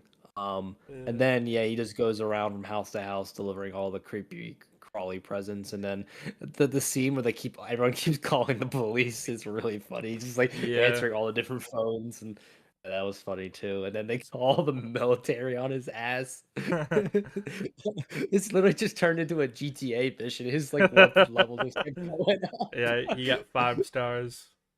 Yeah, then they literally shot him out of the sky. Yeah. What's that movie reference from? Like, shoot that man like out of the sky. Like, what is that from? I don't know, but I know what you mean. It's like, shoot that whatever out of the sky, right? Like, Star Wars. I feel like Kylo Ren said that. No, he said the more. I want every blaster we have on him, right? Like that was that one. But I feel like maybe it was Kylo Ren. Oh wait, you're right. It was shoot that piece of junk out of the sky. Oh yeah, blow that piece of junk out of the sky. Yeah. You're right. It was Kylo Ren. Yeah. I was just thinking of the more. I was gonna say. I would say. Jake Gyllenhaal. He's like, fire all the drones now. Yeah, so they just blast him out of the sky, and then everyone reacts in the town like, "Oh no, Jack is dead! Jack is dead!" They're all dead. Like, which is funny because I feel like they actually reacted more to him going missing than him dying. I don't know, maybe that was just me. I feel like the reaction to him being missing was stronger than him. He was literally dead. Can they die though? Like, can they die? Yeah, we had this discussion. I don't know. I mean, it looks like they killed Oogie Boogie, but like, will he just like respawn? They're already all undead. Like, I mean, like it could be just Beetlejuice logic where you can kill someone twice. Right. Well, Beetlejuice is kind of little different, I think, because that's like, well, he's an exception in general. Like, he operates differently than everyone else in that undead world does, because he's not undead. I don't think he's like a demon, right? So like he's like his rule sets are a bit differently, but even he can die twice, right? Like his ex-wife was going to permanently kill him. She got her hands on him. Yeah. But you saw the second Beetlejuice, right? No, I didn't see the second Beetlejuice. What? Oh, why are you agreeing with me? I was talking about the second movie. Well, from what I've heard, like, okay, I've heard about the movie. Yeah, she also was only in that movie. I know that Unity watched it, and Unity told me it was really bad. I was supposed to watch it with Unity, but I fell asleep. He's wrong. It's fine. It's basically its biggest issue is that there's too many plot lines in it, right? Because every individual plot line is intriguing, and all the actors are interesting. It's just that there's too much going on, so that everything kind of felt underwhelming in the end. But like, I just found it boring. Michael Keaton as Beetlejuice still killed it, right? Like, he's just as good as he was in the first one. He didn't miss a step going in this role. And you can tell he definitely cared a lot more than when he was playing Batman again, right? Like, even though I really enjoyed him in that movie because he's one of my favorite actors, you could tell he was phoning in the role. In the Flash, he did not give a fuck. Yeah. But so then we find out Jack's not dead, and he gives his last song in the movie, right? That's his last song in the movie. Jack's last song? Well, but he does. Yeah. He does we do get the song with him and Sally at the end, so it's not his last song. But also, with the funny thing with the Jack getting shot out of the sky, when we cut to Halloween Town, the mayor has the two-faced mayor has swapped positions. He's like, I knew this Christmas thing was a bad idea. Yeah. Yeah. He's essentially entirely swapped over. Yeah. Because he's the two-faced mayor. I like that they're very consistent. That's his character. Yeah. Also, just one thing I wanted to point out about the OBS is that me and Lulu's avatars are both looking at the snow globe, and then Rangi's avatar is just staring at the Nutcracker. Yeah. I just thought that was funny. Anyway, and then was it this song you said was the most underrated song? Was the Yeah, poor Jack. Yeah. No, because like I said, not only is it really good, but it's also kind of highlighting it's through this song. It's Jack like thinking about what he's done, realizing what he's done wrong, realizing where he went wrong, and realizing he's essentially like, I was trying to do this, and I had fun with it. It was a lot of fun. I touched the sky. Yeah, like for a little while it was a lot of fun. But him realizing like he was Icarus and he flew too close and he got burned. Yeah.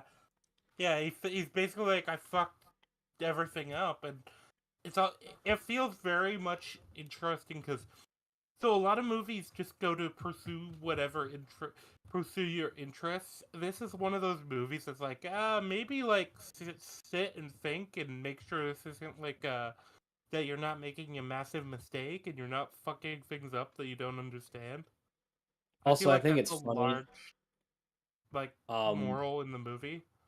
Oh yeah, I agree. But I think it's funny is that like him deciding to fix things was almost an afterthought. He was so obsessed with himself that he's like, oh, well, actually, yeah, I probably should fix all this, right? Like that's like he's like, oh yeah.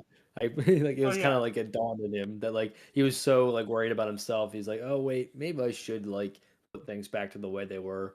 Yeah. Yeah. Well, it's interesting too because this is also him just kind of fully realizing and accepting himself, and he's like, I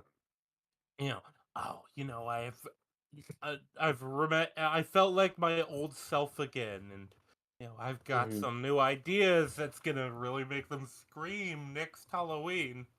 Oh, and that's because this all wasn't for naught, right? Because this whole like debacle kind of reinvigorated his love for Halloween, and it's like kind of jarred his creative spark again. So like this is probably gonna sustain him for a while before he gets another midlife crisis. Like, what was I gonna say?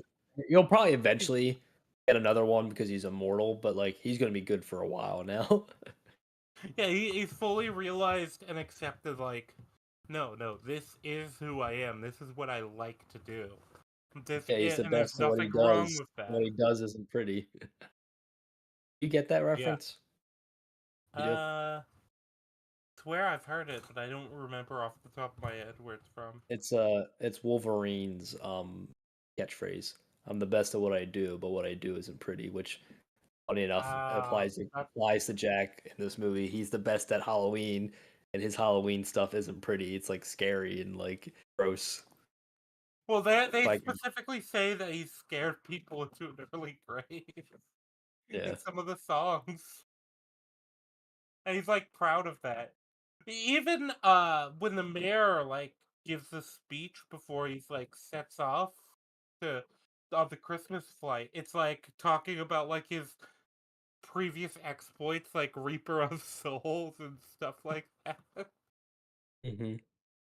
Like it's very clear. I think everybody else is kind of just indulging Jack. They're like, oh, this is an interesting kind of idea, but they haven't like seen any of the stuff Jack's seen.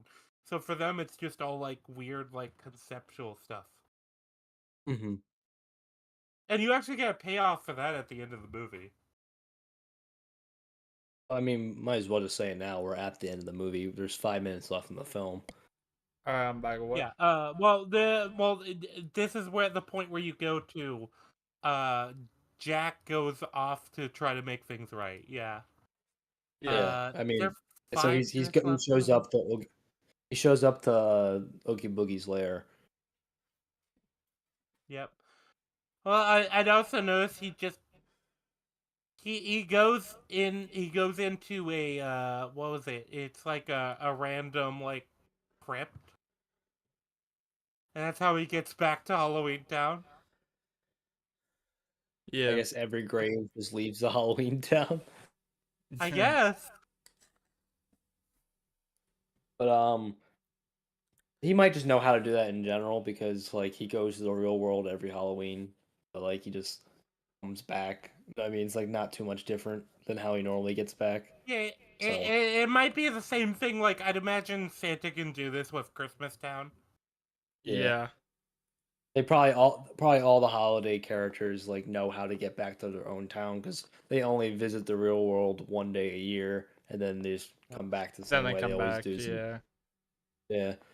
So yeah, so Jack comes back and then like we said, he pretty effortlessly beats Oogie Boogie. It's almost comedic how effortless he does it. I think part of it is just interesting too, because this is the peak of Boogie's confidence. Because Boogie hears just before that the mayor giving the announcement that Jack's dead. Yeah, because it all swells to his head because the one person that scares him and that he thinks he can't beat is dead. So he's like, this town's mine essentially. He's getting rid of Santa and Sally, and he's gonna take over the town.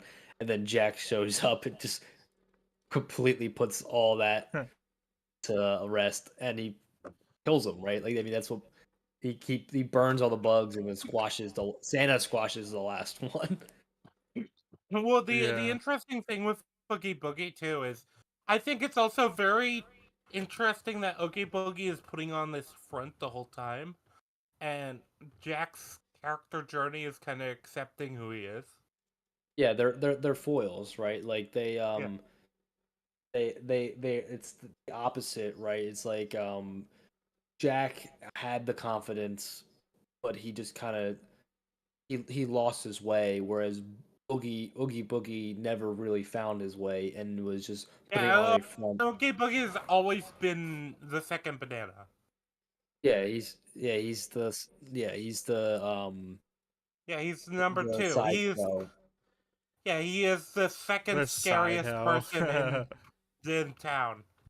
Yeah. And so the one person that scares him is the scariest person in town because he keeps trying to pretend he's not afraid, but every time Jack gets around his obstacles, he goes back to showing how afraid he actually is.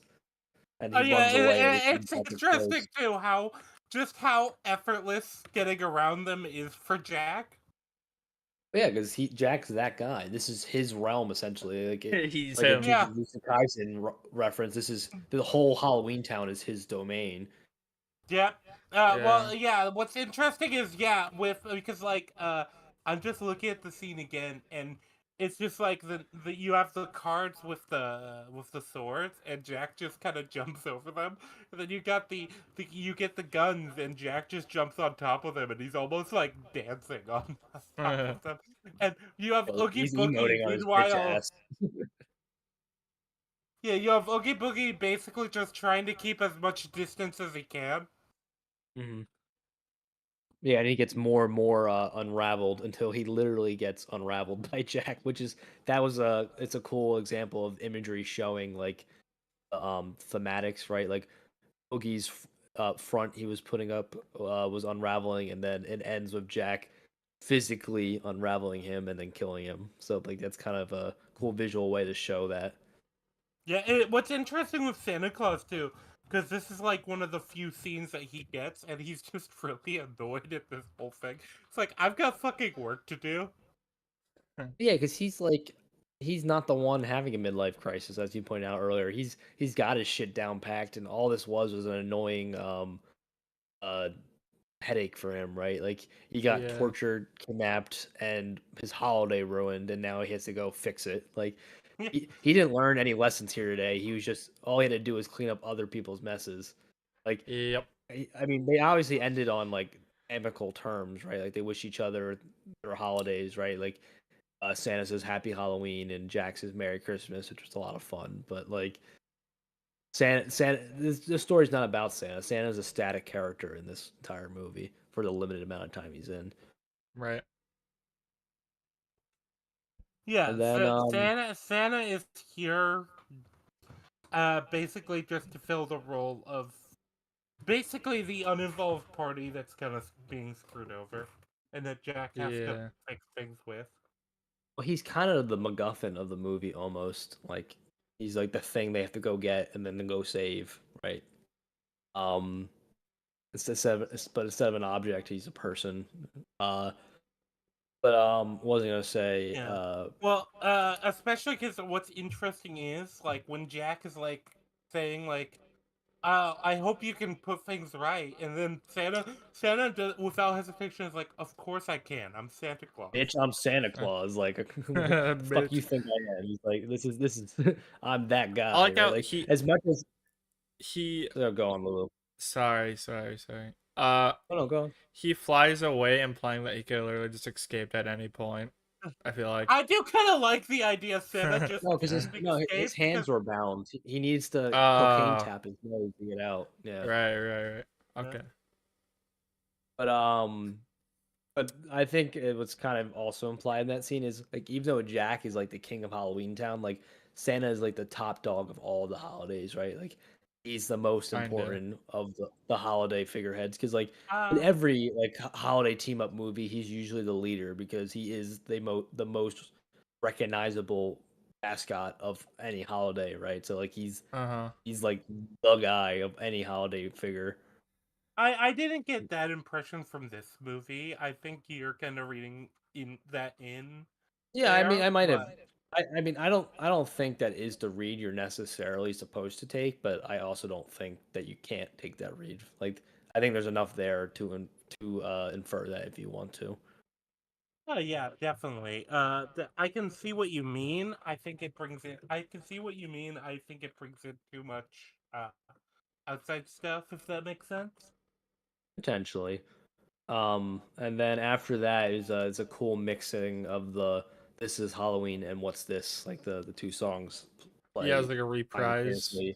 Yeah, the remix. Well, yeah, because this is kind of the payoff with all the Halloween characters, is that they do actually get to see kind of at least an element of what Jack saw that made him so excited. Mm-hmm. It's something new that they've never seen before. Yeah, the snow. The what's this? What's this? There's something in the air. Yeah. And then all that's left is that scene between Sally and Jack. So I was on the take that I think I was at the take of that it was kind of underwhelming ending. I didn't really think there was a lot of chemistry or build up between those two characters. You had the opposite take, Rangi, right? Like you thought it was a pretty thematically relevant way to end the story. So Lulu, what is your take? Thematic. I think they just you got two opposite approaches here. I think you're gonna middle ground this, or you're gonna pick a lane. I think they just did it because it was like a wholesome note to end on. You know. I think that's a large part of it. Like I think you could have ended it on the snow in Halloween Town. Yeah. And it would have been just as meaningful. But I also think this closes out the Sally plotline because the whole thing with Sally is she's kind of been this thing where she wants this change in her life, but she just hasn't had the courage to like pursue it, and the end is Jack kind of pursues it for her. Mm-hmm. Right. Jack kind of engages it because he now knows that she wants this. He's not at least not opposed to it. He's at least willing to engage in it, and he's also kind of like, well, yeah, you are the person that kind of, kept me in check when everybody else was just willing to stroke my ego. Yeah, I think there's a level of that too. Yeah, I think there's definitely a level of admiration for that quality that she displayed. That in a town full of yes men and Oogie Boogie, she was kind of like the third option that he appreciated, right? Like, yeah, he because the only got two he people, got her actual opinion. yeah, because the only two people who are willing to like defy Jack, if you want to use a word that's strong, is Oogie Boogie and Sally. But Oogie Boogie wants to do it Yeah. for selfish reasons, where Sally's actually doing it for somewhat selfish reasons. Like she likes him, right? That's a selfish reason, but she also wants what's best for him, which is selfless. Yeah. Um, Yeah, yeah, well, yeah, that's the thing. Doesn't Oogie Boogie opposes Jack because he wants to beat Jack. Yeah. Yeah, it's literally they hate us because they ain't us, right? Like he's just a hater for hating's sake kind of thing. Yeah, he's the rival. Yeah, he's Essentially. not much of one because, as we can see from what was implied in the past and what is shown at the end of the movie, Jack can effortlessly deal with him at any given moment. Like he's not a threat to Jack.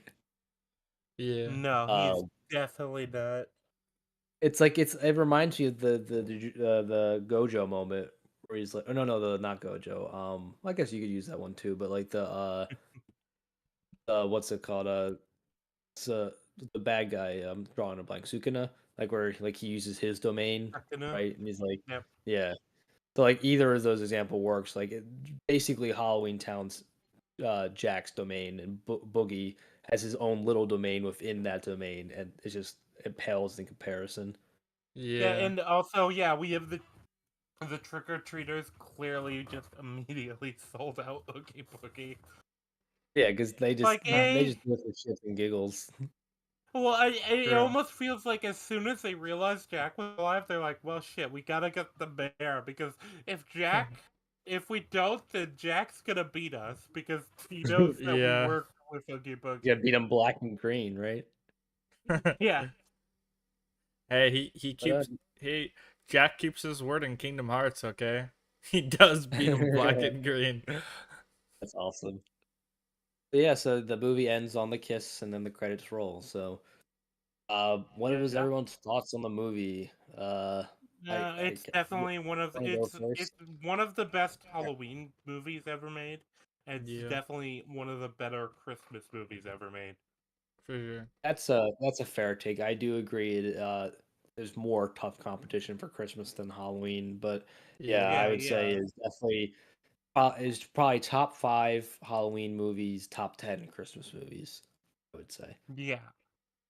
Because I talked to Art because Art of Almost is joining me for another stream here. Did the Akira one as well? Kuro isn't. It's Boy that's joining that as well. But we were talking because we watched the movie that I'm reviewing this Sunday, and Nightmare Before Christmas came up because I brought up like basically that movie we're watching got really hyped up to him. It's one of the few anime Christmas movies, and a lot of people said it's one of the best Christmas movies to him. And we both watched it. He was somewhat disappointed, not because the movie wasn't good, but because like it got hyped up to him so much. Gotcha. I feel like this is the movie that definitely lives up to the reputation, right? Like this movie's got a big reputation and it delivers. Yeah. This was on our short list for movies that were much better than that movie. Like that movie was still good. It would still probably be in the top 15 at least, but this is obviously Yeah.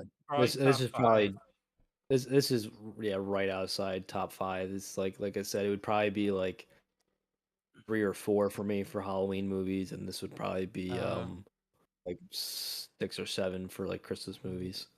What are your favorite Christmas movies? So I feel like Die Hard.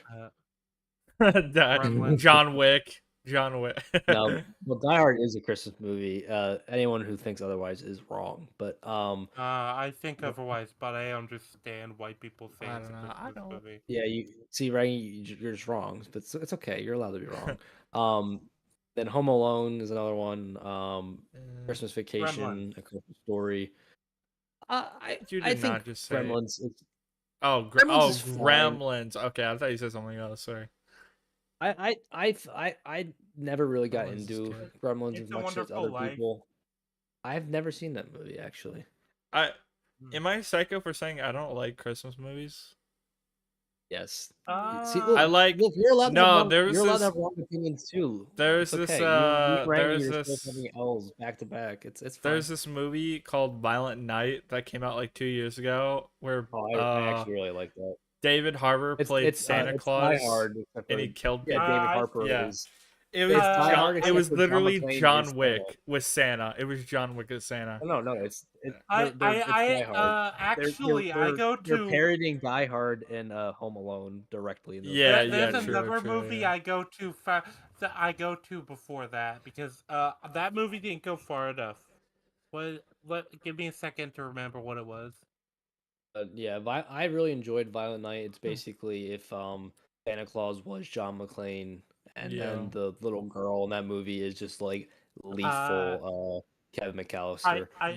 I preferred Fat Man to that movie. Never heard of that. Oh, it's a Mel Gibson Christmas movie. Really interesting. It's an action movie, Santa Claus movie where Mel Gibson plays Santa Claus. Interesting. And the implication is that Santa Claus has done like fucking Spec Ops shit in between seasons. Interesting. I don't mind. It's really funny. I don't mind Elf, but I feel like Nightmare is like the only Christmas movie I actually really like. That's understandable. Pretty sure in South Park, Santa has like a special ops elf team at some point, and like they like break Jesus out of jail. I'm pretty sure that happens in it. The red one copy to South Park. Yeah, that's where they got their idea. But well, I might have to show you Fat Man because I remember really liking it, but I've only seen it once. So yeah, we can add that to the list for sure. Maybe next year. Yeah. But yeah, so I guess we can start to wrap up now. This actually went on a lot longer than I thought it would because it's like an hour movie. Yeah, I actually have something I wanted to say. Actually, two things I wanted to say. First of all, there's an episode of Gravity Falls titled Summerween, where it's inspired by Nightmare, and there's like a villain. I don't remember if the villain had a name, but it's basically it was inspired by Oogie Boogie. It was like this like creature made out of like rotten candy, and it would like fucking like eat children and shit, and it was actually like kind of terrifying. And and then they made it like kind of wholesome, where it was like the whole more of the story. It was like don't throw away like the candy you don't want, or like I don't know, some shit like that. It was a children's show, but I remember it just like being inspired by Oogie Boogie, and the design of the creature is like actually fucking terrifying, and it would just like consume people whole. Yeah. What was the other thing? The other thing I wanted to say is that I'm sorry for like taking like a back step this stream. It's just like when you've seen a movie so many times since fucking birth, like there's not really much to say, I feel like. Yeah, but the audience doesn't know that, dummy. Just because you know this movie, bro. Everyone's seen this movie. Not everyone's seen this. My sister's never seen this movie. Well, your sister is wrong. Well, tell your sister she's a bitch. I don't know. Oh no! We established women don't exist. They're fake. Yes, that's right. The Italians made them up just to gaslight us all. Yeah, that's true. I can confirm as an Italian that we made up the myth. Yeah, you made up this weird woman creature that doesn't exist, obviously. Yeah, we named her Eve. It's like Australian people, like they don't exist either. Yeah, they don't. There's no Australia doesn't exist. Australia isn't real. What was Never I is say? Belgium. Yeah, I mean, really, Rangi took the lead here on this one because I didn't take very good notes this time around. And I was also sick, so claps to Rangi for like walking us through the movie. Oh, yeah, you did decently, and like I said, I've been kind of stepping in and out, so to be fair. I'm just tired and hungry. Overall, really good movie. It's always it's a seasonal classic. It's one I watch every year. Yep. I'm gonna start adding that to my routine as a movie I watch every year because there's only one holiday movie I watch every year. You know which one it is? Die Hard. South Park? That one's close. I don't watch that one every year, but I do watch Die Hard. Die Hard's one I try to keep up with every year, but some years I miss it. But there is a holiday movie that I watch every year without fail. South Park: The Christmas Special. Oh. Oh, you know what? I actually like something they do every year on Doctor Who is they have a Christmas special, and there's like 2 specifically that I love like rewatching. I know there's one. Oh, sorry. I was gonna say I know which one Iron watches. Obviously, it's Home Alone 3. No, it's the wrong holiday. Wrong holiday. The Santa Claus 3, The Escape Clause. No. Also, I do like the Santa Claus movies. It's not a Christmas movie, is what I'm trying to say. Like it's a holiday movie. So it's a Halloween movie? Groundhog Day? Halloween. Correct. It's Groundhog Day. I watch Groundhog Day every year. That movie's good. I like it. It's a top 5 movie for me of all time. I don't like it that much, but it's good. I mean, it's fair. Part of the tradition has been to rewatch Spirited Away and Castle in the Sky during the Christmas season. There you go. You know what my dad's movie he watches every year for Christmas? It's not a holiday movie. Neither are the ones I watch. So. Well, I know that's why it made me think of it. He watches A New Hope every year on Christmas Day because it reminds him of his childhood because like Star Wars came out around Christmas. Imagine liking Star Wars. I know, right? You not like the original trilogy? I actually hadn't seen the original trilogy until like 5 years ago. I don't know. I haven't seen it since I was Were you underwhelmed? No. I liked it, but it's one of those things where I'd only ever like seen it in parts on TV. Other than I'd seen A New Hope fully before then, but then Empire I'd never seen, and then I'd caught parts of Last Jedi, or not Last Jedi. What? Return of the Jedi. You need to fix that. You gotta watch like all 3 back to back. I have since then, but okay. But only within the last few years. Yeah, I enjoy telling people my favorite Star Wars film is Rogue One because then they have a mental breakdown.